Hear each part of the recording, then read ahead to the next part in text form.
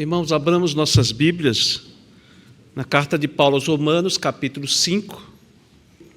Nós vamos ler a partir do versículo 15.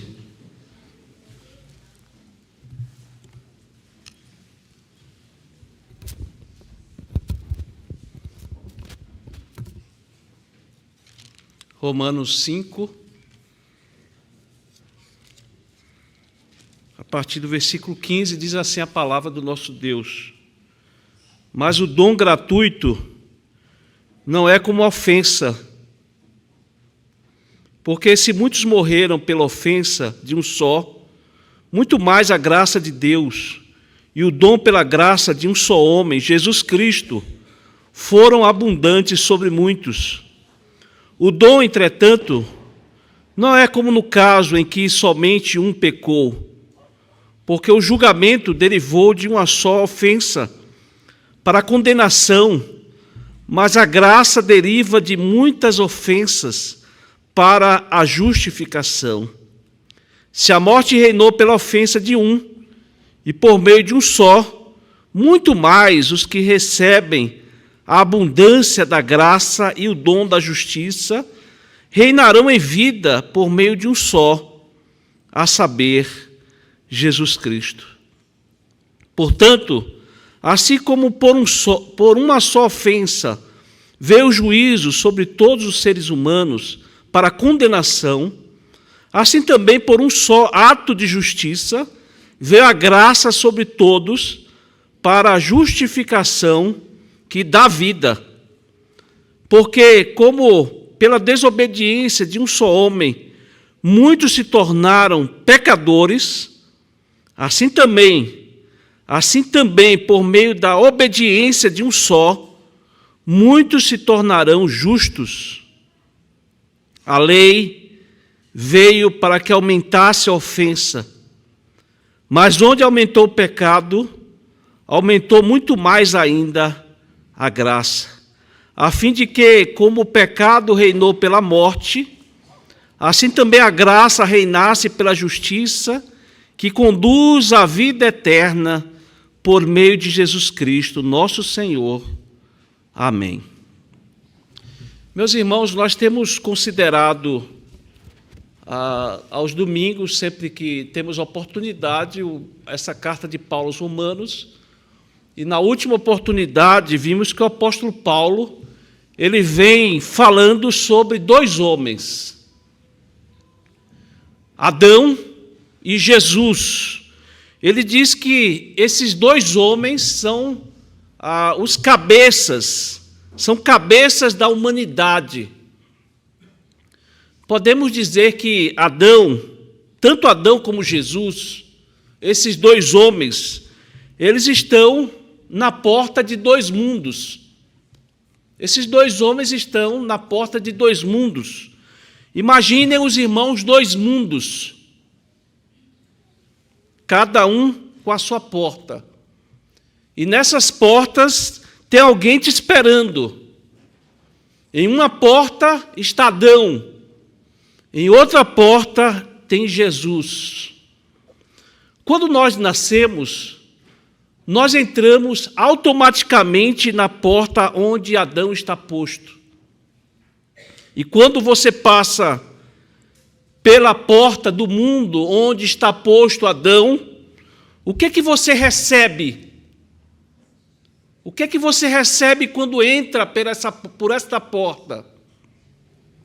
Você recebe pecado, você recebe morte, você recebe condenação. Quando você entra por esta porta, Adão, ele tem um kit para te entregar. Adão tem um kit: olha, meu filho, você é meu herdeiro, receba este kit que eu estou te entregando. Eu tenho um presente para você. Pecado, morte, condenação. Todos que passam por esta porta, eles já recebem este kit como herança. E na outra porta tem o Senhor Jesus Cristo. Quando você passa pela porta desse novo mundo, o Senhor Jesus, ele toma para si esse kit. Ele toma para si esse kit. Esse kit que Adão te deu. E ele toma esse kit para si, ele assume esse kit e te entrega um outro. Ele te entrega outro com perdão, justificação e vida eterna.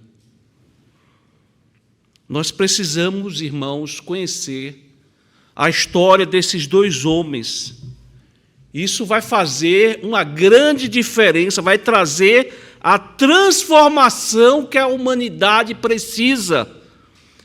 Se você quer conhecer o Evangelho com profundidade, você precisa conhecer a história desses dois homens, porque ou você está ligado a Adão, você entrou pela porta de Adão, do mundo de Adão, ou você está ligado a Cristo, ou você está ligado a Cristo Jesus. Você que está me ouvindo nesta noite, passou por uma dessas duas portas, e isso vai definir a sua vida, condenação ou vida eterna. Irmãos, com relação ao texto que nós lemos, uma coisa perceptível aqui, fica muito clara, é que o apóstolo Paulo ele faz contrastes. A todo instante, o apóstolo Paulo escrevendo é algo que chama muita atenção, porque em cada versículo ele faz alguns contrastes. Ele mostra o que Adão fez e depois ele mostra o que Cristo fez, a reversão, aquilo que Cristo reverteu com a sua obra. A todo instante o apóstolo Paulo vai trabalhando assim, ele mostra o que Adão fez e depois mostra a obra de Cristo Jesus. Eu queria que os irmãos observassem esse contraste que o apóstolo Paulo faz aqui nesses versículos que nós lemos. O primeiro contraste está aí no versículo 15. Note que o apóstolo Paulo ele começa com a conjunção mais. Em outra versão, nós encontramos todavia, ligando a última frase do versículo 14, que diz o qual prefigurava aquele que havia de vir. Porque Adão, ele prefigurava Cristo. Adão prefigurava, ele é um tipo de Cristo. É verdade de forma negativa, mas ele prefigurava aquele que viria. E qual é o contraste que ele faz aqui, irmãos? Ele diz aqui, a ofensa de Adão mata, a obra de Cristo ressuscita. Pela ofensa de Adão, todos morreram. A ofensa de Adão matou a humanidade entrou por esta porta de morte, de condenação. Vejam que ainda no versículo 15, o apóstolo Paulo ele usa uma expressão, quando vai fazer o contraste, ele usa muito mais, toda vez, e isso fica muito perceptível aqui também, toda vez que ele vai fazer esse contraste, ele não coloca as duas coisas no mesmo patamar, elas não são iguais. Sempre que o apóstolo Paulo vai falar de Cristo, ele vai dizer muito mais. Muito mais. O que Adão fez e o que Cristo fez não estão no mesmo patamar. O que Paulo vai deixar claro aqui no texto é que a todo instante ele faz questão de destacar que a obra de Cristo se destaca muito mais. A ofensa de Adão mergulhou a humanidade na morte, no afastamento de Deus. Mas a graça de Deus foi derramada de forma abundante, generosa, de forma muito mais poderosa do que a ofensa de Adão. Talvez surja aqui uma pergunta: em que sentido aquilo que Cristo fez é maior? é abundante comparado com aquilo que Adão fez? E a resposta é o pecado de Adão, irmãos. O pecado de Adão transformou vivos em mortos. Mas a graça de Cristo transforma mortos em vivos. Esse é o contraste que o apóstolo Paulo faz aqui no versículo 15. Todos aqueles que passaram pela porta de Adão morreram. Aqueles que passaram pela porta de Cristo viveram, estão ressurretos em Cristo Jesus. O segundo contraste que ele diz aqui é que Adão cometeu um único pecado. A obra de Cristo perdoa todos os pecados. Está aí no versículo 16.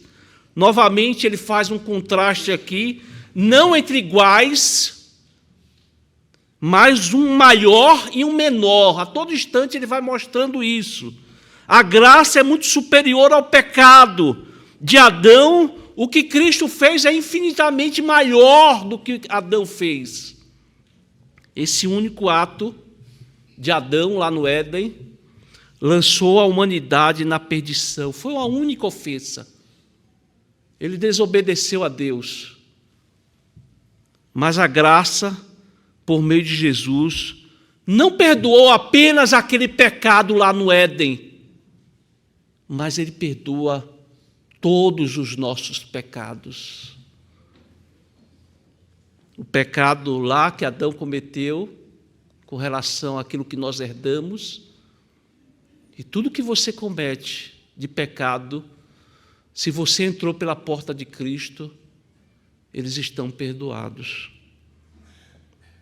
Por isso que a obra de Cristo, irmãos, é infinitamente maior que o pecado de Adão.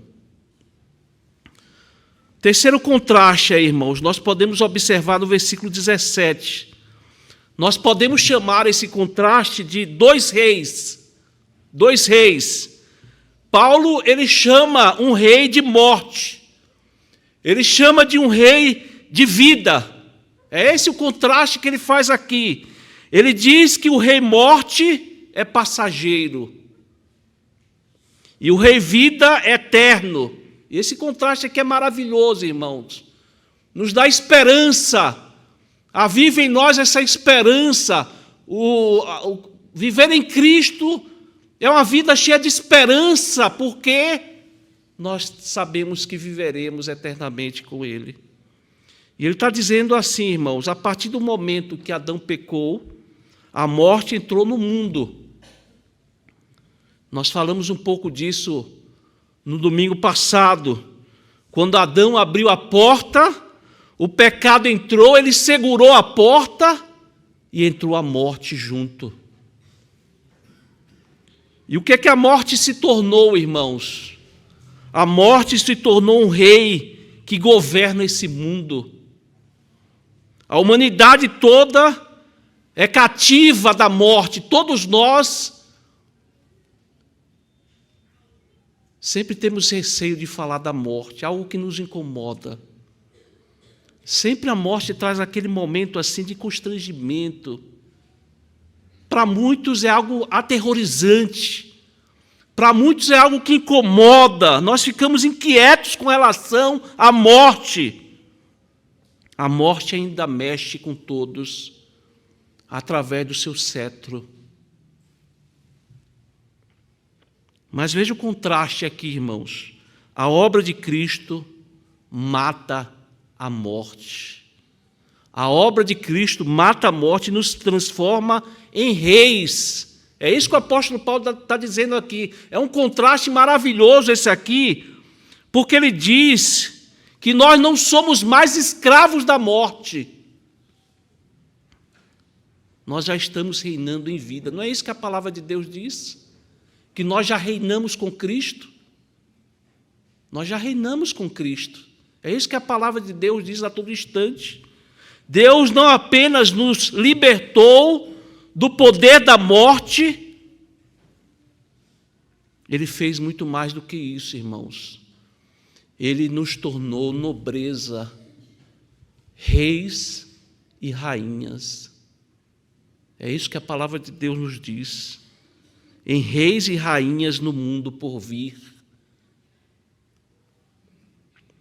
Hoje você já pode viver como um rei neste mundo.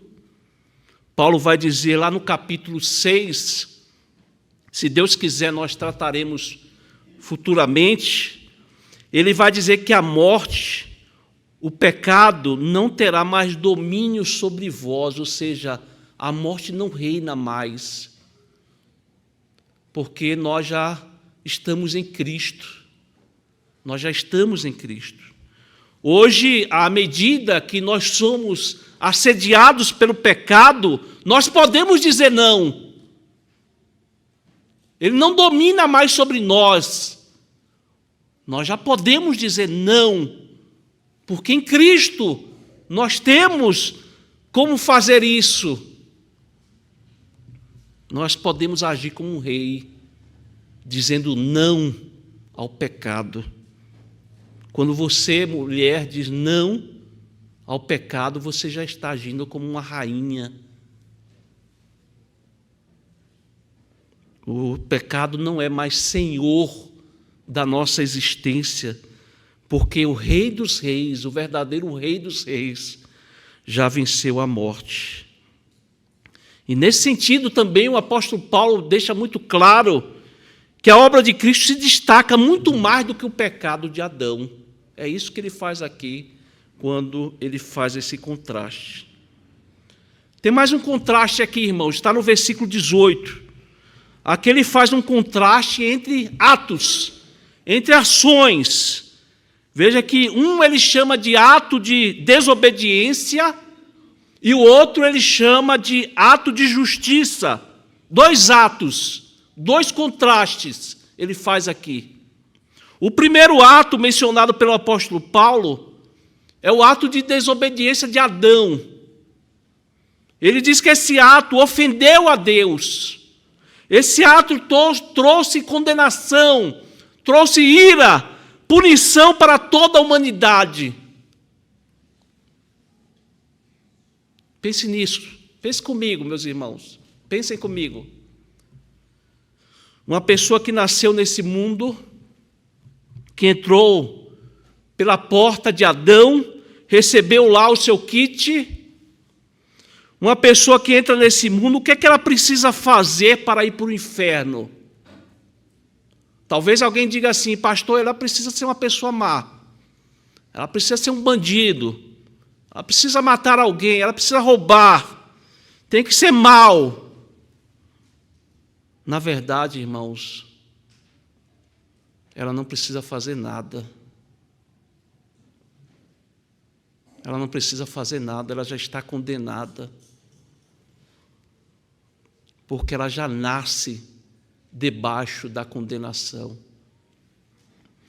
As boas atitudes que a pessoa procura fazer ao longo da vida não muda esse juízo diante de Deus. As coisas, vocês conhecem pessoas que se esforçam, pessoas que se envolvem em religiões que se esmeram em fazer boas obras, caridade, distribuição de alimento, boas ações, mas elas não mudam essa condição jurídica diante de Deus. Enquanto a pessoa estiver nessa porta de Adão, enquanto ela estiver entrando por esse caminho largo, enquanto ela estiver nesse caminho, essa condição espiritual de condenação não muda. Não muda. Ela não precisa fazer nada. E aí vem um contraste, irmãos. Isso foi revertido, está aí no versículo 18. Assim também, por um só ato de justiça, veio a graça sobre todos para a justificação que dá vida. Para a justificação que dá vida. Que ato de justificação o apóstolo Paulo está falando aqui? Ele está falando da obra que Jesus Cristo realizou na cruz do Calvário. toda a condenação que deveria cair sobre mim, que deveria cair sobre você, toda a condenação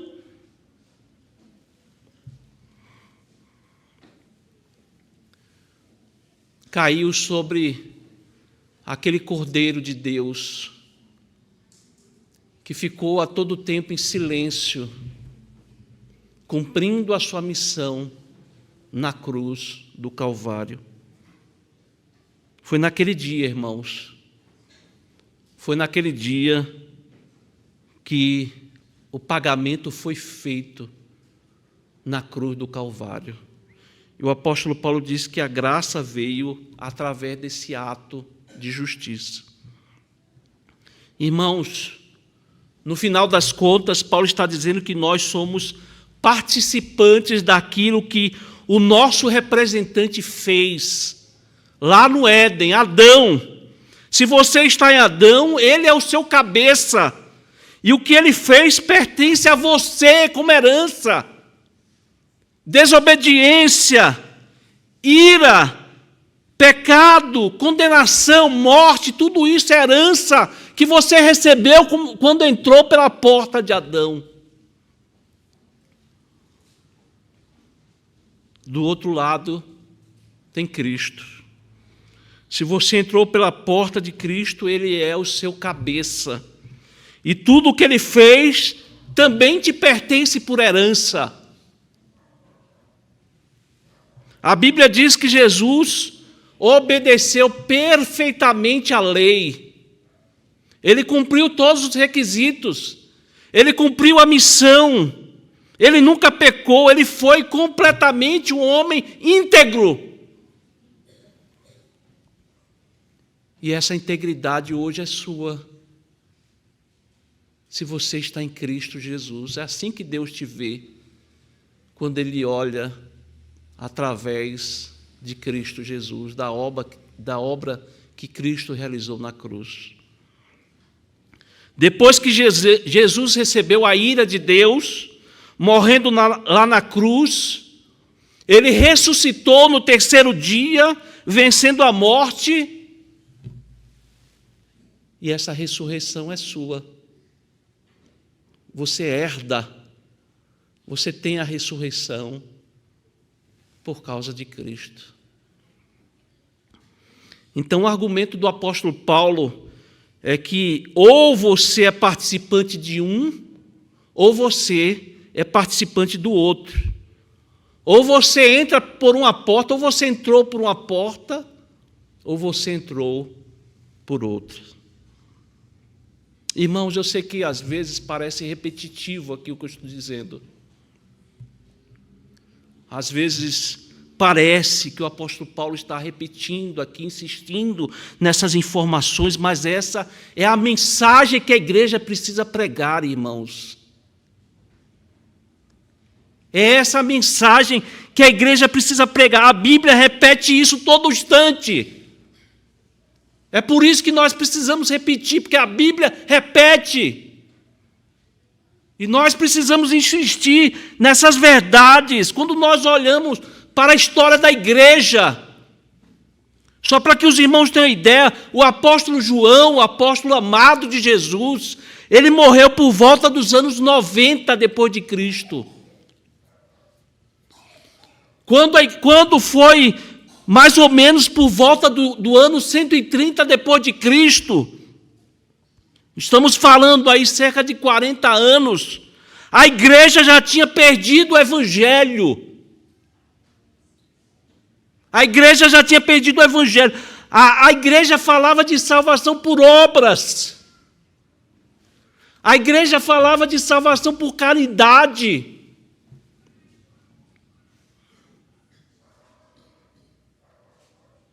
A igreja acreditava, se você comesse o pão da ceia, você poderia sair daqui e viver uma vida dissoluta, porque você já estava garantido com o pão da ceia. Era isso que a igreja pregava.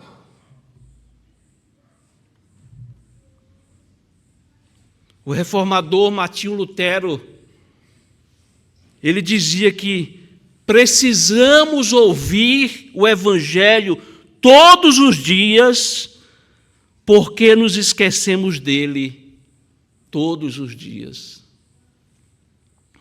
E essa carta de Paulo aos Romanos, ela foi nos dada para nós nos lembrarmos do Evangelho, dessas verdades que mostram que nós não temos como nos tornar justos por nós mesmos, irmãos.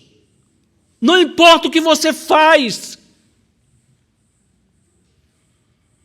nós precisamos da integridade de Cristo. Nós precisamos da graça de Deus. E quando nós temos isso, como diz Paulo lá aos Efésios, nós fazemos as boas obras porque somos salvos. Um crente, quando ele faz coisas erradas, ele é incomodado pelo Espírito Santo. É por isso que a Bíblia diz que o pecado não reina mais sobre nós, porque nós temos como dizer não ao pecado. O último contraste aqui, irmãos, nós podemos chamar de o contraste entre a lei e a graça. A lei e a graça. Não sei se você se lembra, mas nos sermões anteriores, nós vimos aqui essa forma literária que o apóstolo Paulo escreve. Ele usa um personagem como se estivesse interagindo com ele. E ele então escreve como se tivesse ali um judeu moralista fazendo perguntas a Paulo. E Paulo então escreve dando a resposta, respondendo aquelas perguntas. Então imagine aqui um judeu moralista levantando a mão e dizendo assim: mas apóstolo Paulo, me explica uma coisa que não ficou muito clara aqui. A lei e os 10 mandamentos, onde é que fica? Você falou de Adão, lá do começo, Gênesis, tudo bem. E você falou de Cristo, você foi de Adão a Cristo. E Moisés? E aquele momento onde a lei foi entregue ao povo de Deus, como fica isso? Nós não precisamos mais cumprir a lei? Onde é que fica a lei nessa história? E aí Paulo responde aí no versículo 20. A lei veio para que aumentasse a ofensa. Em outra tradução, irmãos, está escrito que a lei veio para avultar, ou seja, dar vulto. Ou seja, quando nós sabemos da lei, o pecado fica destacado. Ele fica ali clareado, ele solta nossos olhos quando nós temos a lei para medir, para ter uma noção do que significa aquilo. É isso que o apóstolo Paulo está dizendo aqui. A lei veio para que aumentasse a ofensa, no sentido de dar vulto, colocar em destaque. Ou seja, a lei destacou a ofensa, mostrou claramente que ali está uma ofensa a Deus. A lei, irmãos, nunca foi dada por Deus para ser um meio de salvação. A lei nunca foi dada por Deus para ser uma forma de salvação. As pessoas que estão num caminho, achando que serão salvos pela obediência da lei, elas estão num caminho de morte. A lei serve para destacar, dar vulto ao pecado. É por isso que lá no final do versículo 20 ele faz esse contraste.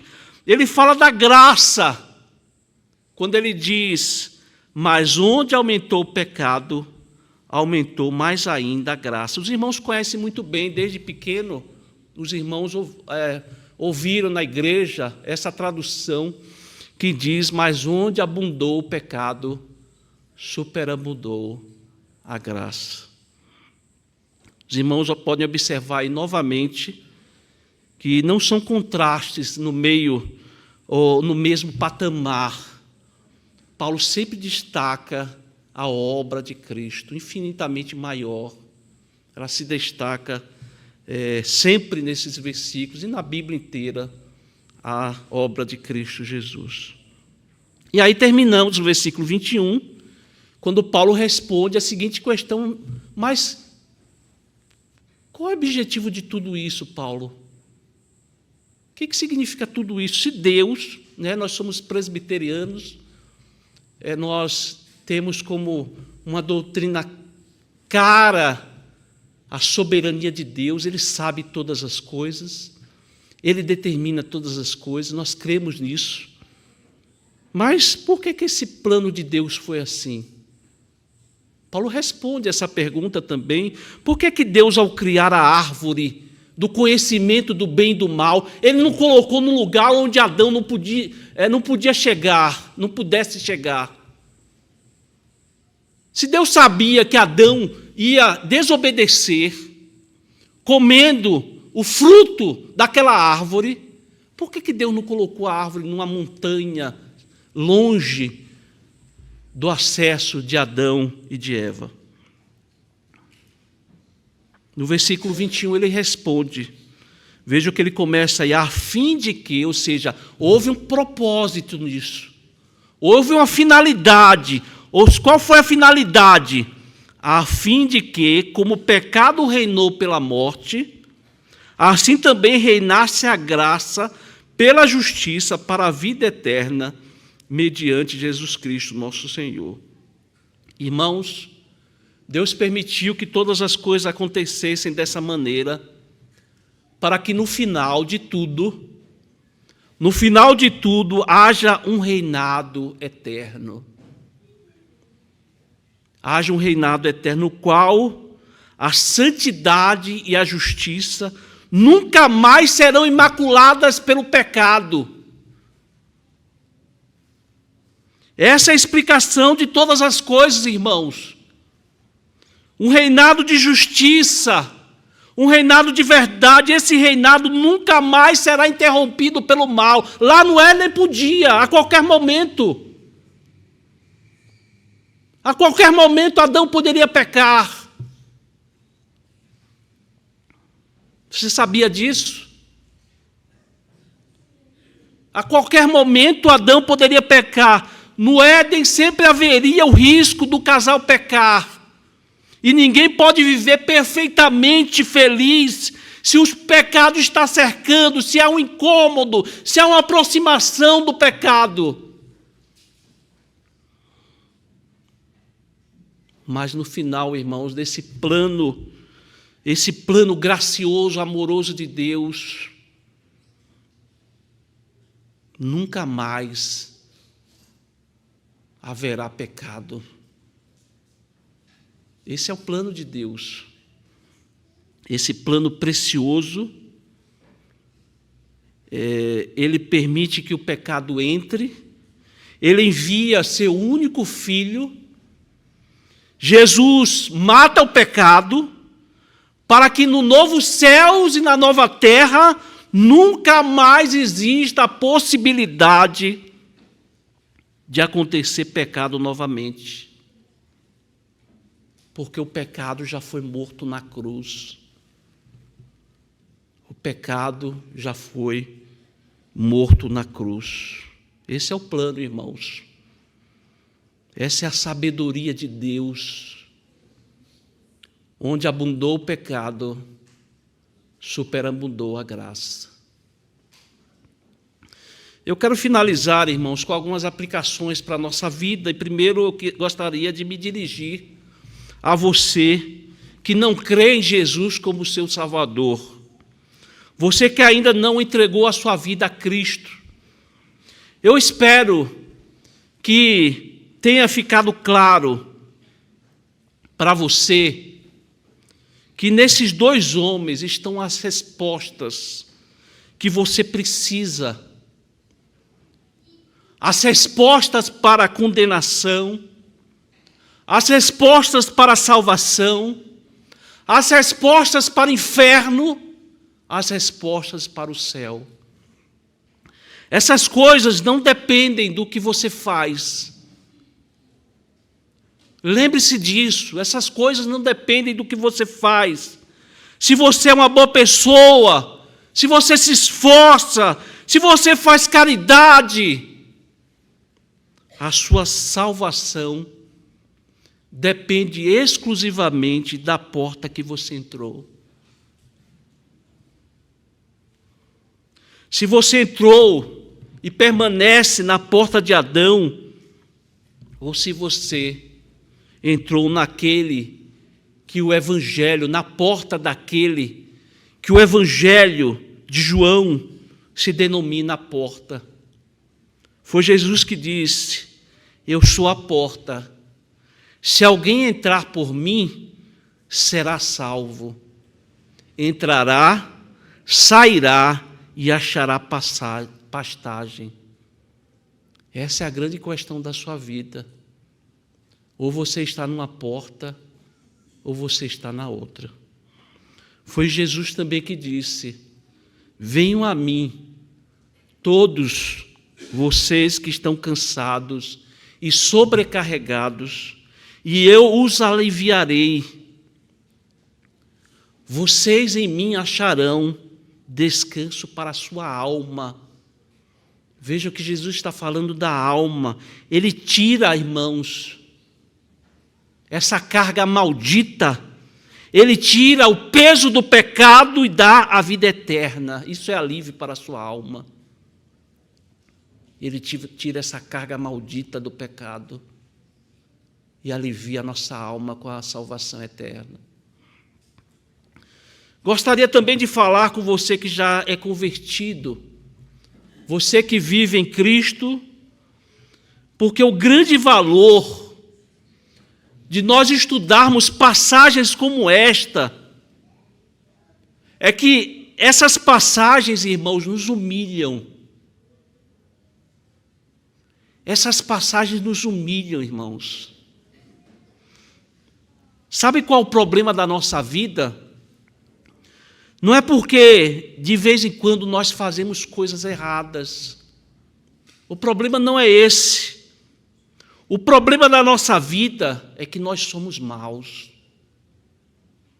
Nós temos uma natureza adâmica ainda. Nós somos maus, irmãos. Não é que cometemos de vez em quando alguns deslizes. Nós somos maus por natureza. Fomos inteiramente tocados pelo pecado nas nossas emoções, nos nossos pensamentos. Fomos tocados inteiramente pelo pecado.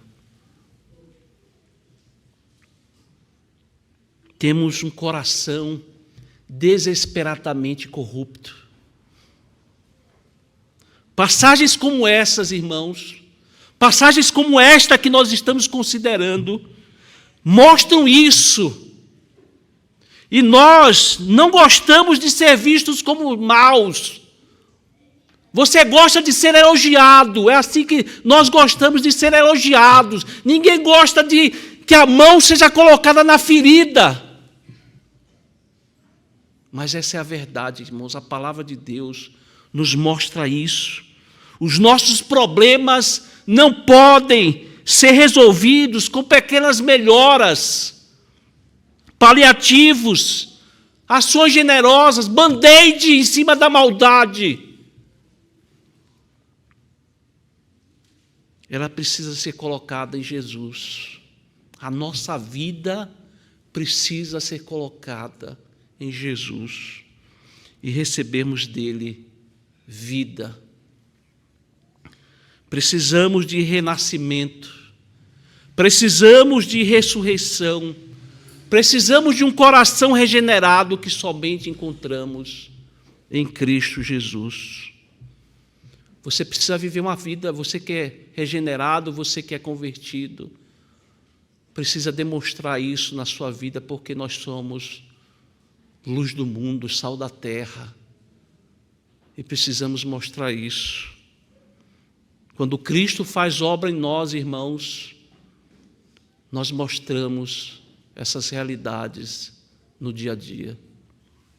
E, finalmente, Eu gostaria também de dar uma palavra para você que está lutando contra pecados. Você que está se sentindo esses tempos oprimido, ali o pecado pesando sobre a sua vida.